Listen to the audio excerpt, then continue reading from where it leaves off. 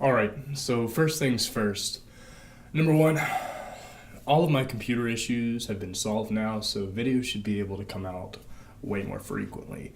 Now, number two, I said back in around September through November that around February I was going to drop off the map, and well, I have. Now, I haven't finished the course itself, but a good 90% of it is made. The format in which it's going to take, I'm not sure, but I'm pretty sure it's going to be either a PowerPoint or video. There might be some downloadable PDFs to go along with it, some notes that you'll definitely need from it. I'm not sure about that yet. However, Mercury retrograde is coming up on the 22nd here in March, and as much as I'd like to rush through and get it all done, I definitely don't want to rush with this. And I'm pretty sure the retrograde ends around April 15th or something like that. So I'm postponing the candle course for probably a few months. But on the bright side, I do have the next 7 to 9 videos planned. So now that I have the computer fixed, now that I'm done working on the course, that leaves some time for me to spend some more time on YouTube, as I haven't posted a video in probably about 2 or 3 weeks. Now, this video, we're going to go over charging, but however, if we go over charging, we've got to go over a few things that a lot of you might not know. A lot of you who are new to this, you're not going to know what I'm talking about until you learn it, but however, there are people out there who practice this sort of thing on a daily basis. But stick around, because there might be some points that you may have missed or some things that might actually enhance your practice.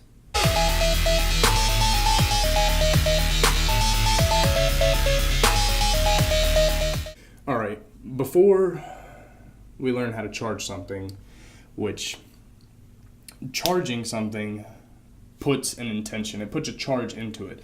Remember in the third video on how to manifest anything, I went over looking into the candle flame and visualizing what you want to come about as if it's already happened.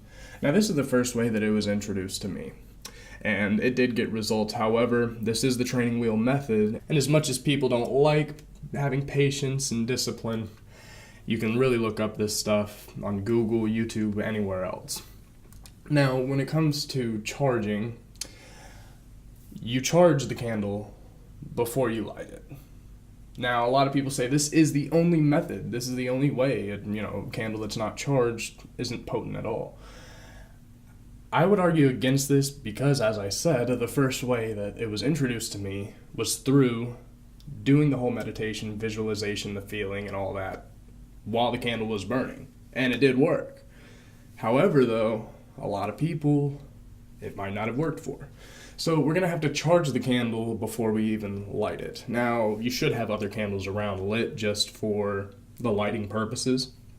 But the candle that you're going to have charged with your goal, your intent, whatever that may be, save that for later. Now, before we can go over charging, we need to go over raising energy. And this can be a big problem for a lot of people. A lot of people, it's hard for them to really feel it or see it or really get into the whole imagination thing as a real thing. And the problem with some people, because this was how it happened with me, is I was just constantly trying to feel something, constantly trying to, I don't know what I'm getting out of this meditation. I don't know there's nothing happening. Now, that was great for when, I was easily able to forget it and then bam, it would manifest. But let me tell you something. If you're trying to feel something during some type of meditation, it's not going to happen until you let go of it. You can't be forcing it. You can't try to, because then if you're forcing something, you're not in trance, and you need to be in that trance-like state. But anyways, when it comes to raising energy, a good way to practice this is to just practice meditating. There are tons of meditations out there. There are tons of different practices, all kinds of traditions out there that you could follow. You could follow yoga, you could follow Reiki, you could do anything you want. But however, you should have a daily meditation practice, whatever that may be. Now, along with this meditation, you should be grounding.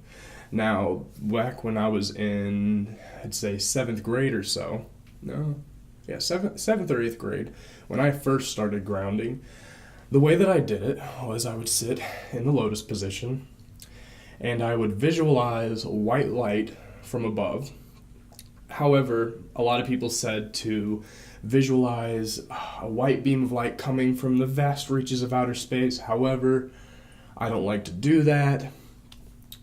What I would do is I would just visualize myself around a bunch of white light. However, there would be a greater light above. Or you could actually visualize a landscape. This is actually tends to be better for grounding whenever you actually visualize an earthly landscape, as if you're sitting on a beach or in the forest.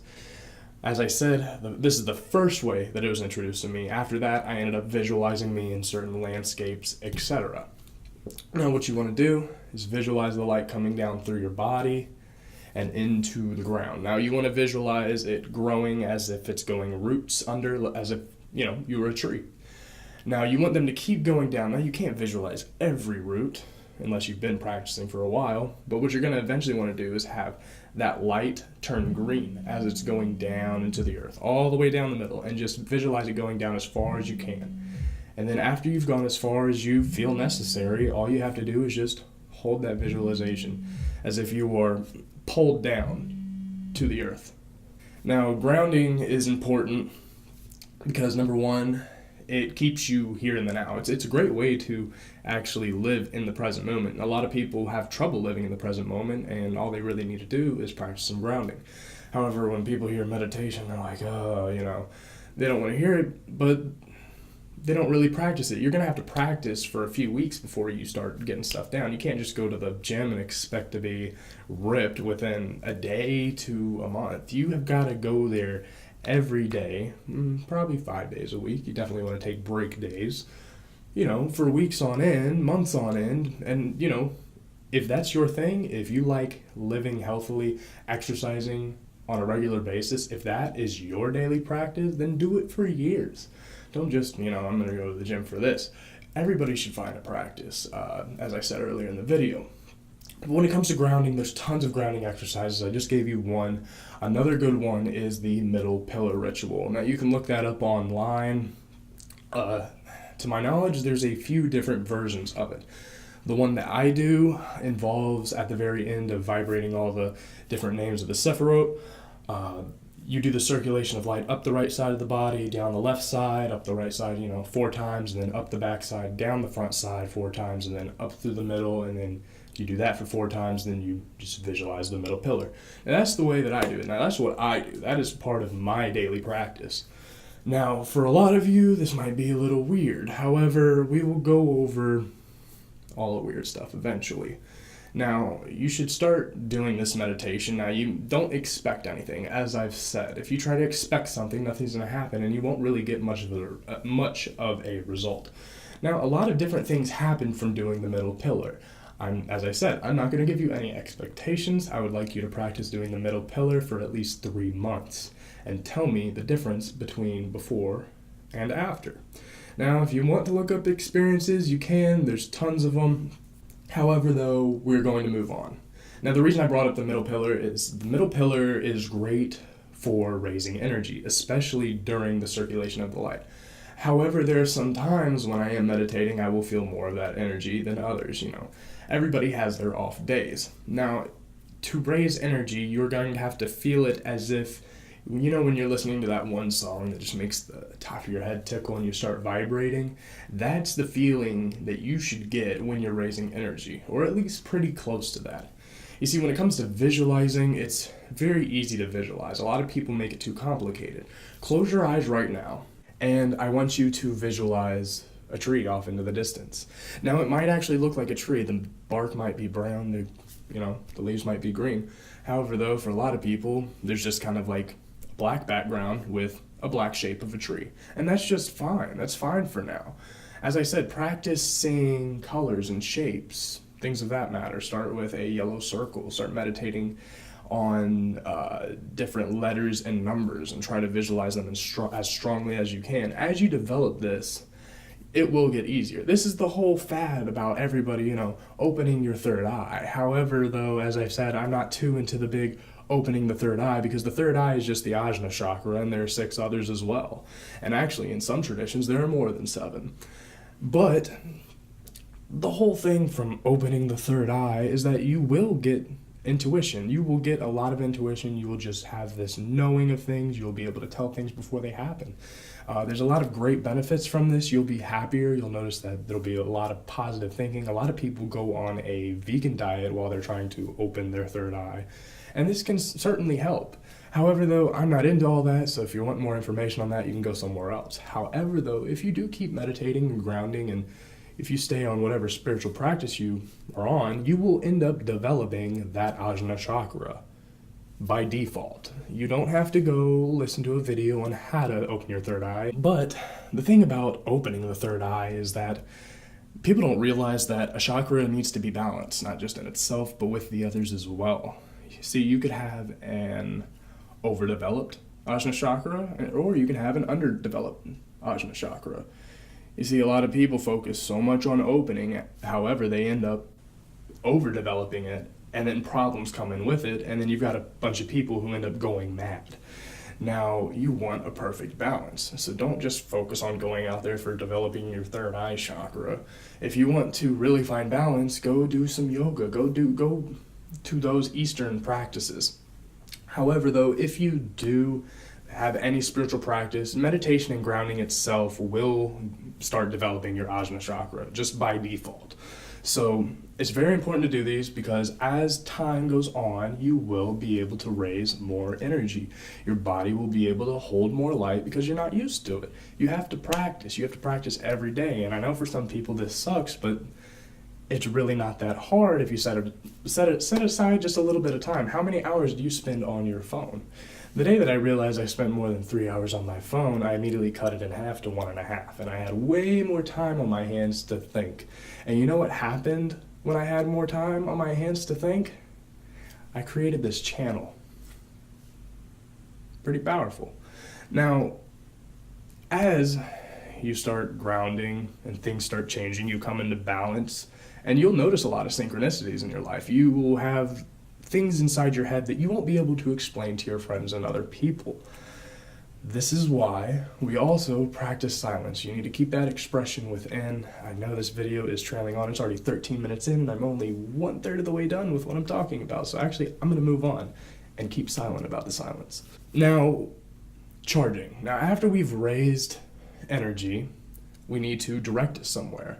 And how we do that is we put it in the candle. Now, in that other video, I showed you a little taper candle, and you can get a lot of these from your New Age store. Don't go to some Yankee candle store where it's jarred and scented, because you don't want the wrong correspondences in there.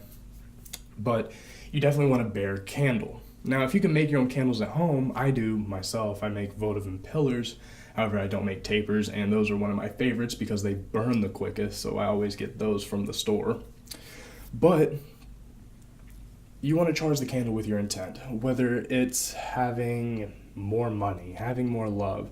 And the thing too, as I mentioned, as you ground more, I will give you one expectation. You're not going to want as many of the things that you thought you wanted. You will eventually realize that there is a bigger scheme to all of this. But enough of that. Right now, there's something that you want, and money holds a lot of people back from doing what they needed to do.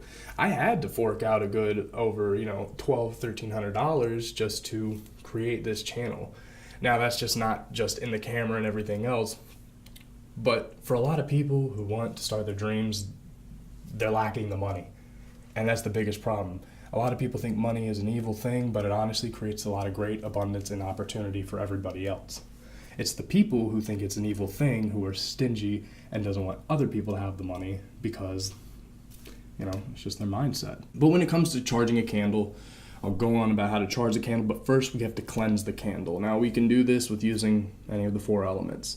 You can either bury it in the earth, which is not my favorite, I'm going to be honest. I don't do it because it's just going to ruin a lot of the things that I want charged. However, though, for candles, it's not going to really do much. Now, you can also bury it in salt to neutralize it. You can run it over some sage smoke or incense smoke. However, this isn't going to charge your candle at all. It's just going to neutralize the energy. Anybody that had touched it back in the factory when they were packaging it, anything like that, you're going to want to cleanse it. And step 2, actually, I'm really going on about the 3 C's now that I think about it. But either way, we'll go on. Next, you're going to want to consecrate it. Now, this is optional. There are a lot of people that don't consecrate their items. However, though, if you do, just look up any type of consecration rite. All it does is it makes this item sacred, and it makes it more symbolic and sacred to the subconscious mind, and that's really what you're wanting. You're wanting to get the impression over. So you need to make this a sacred thing. Now, after you cleanse and consecrate it, here's where the big puppy comes in. Here's where you charge it.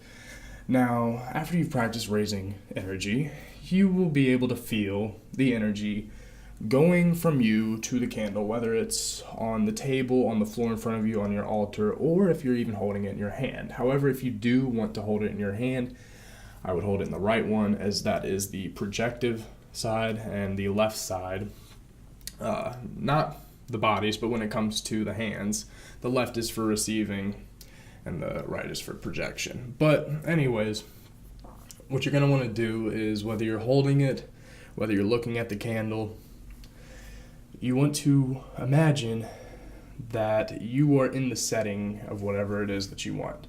Now imagine you want more money. Now you wouldn't just imagine yourself around a bunch of money or staring at your bank account. However, though, staring at your bank account while having, a few extra grand in there will help, especially if you do it right as you're going to sleep. You will actually notice an increase in your bank account.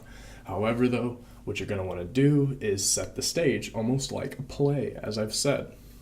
So imagine that you've got all this money. What house would you be in? What car would you be in? Start visualizing all the luxuries, because with the luxuries, those cost money, so money's just going to come.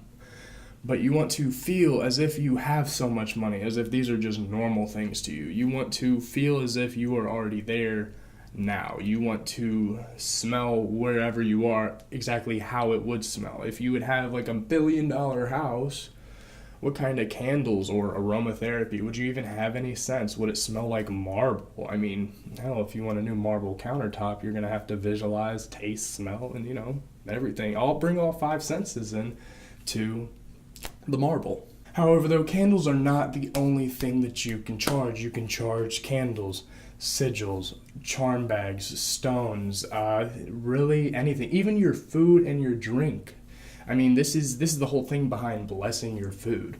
But this camera's about to die, so I'm going to quickly wrap this up. Another thing, if you want to get really good at charging candles or whatever you're doing, you're going to want to do some type of focal meditation where you're staring at a point on the wall.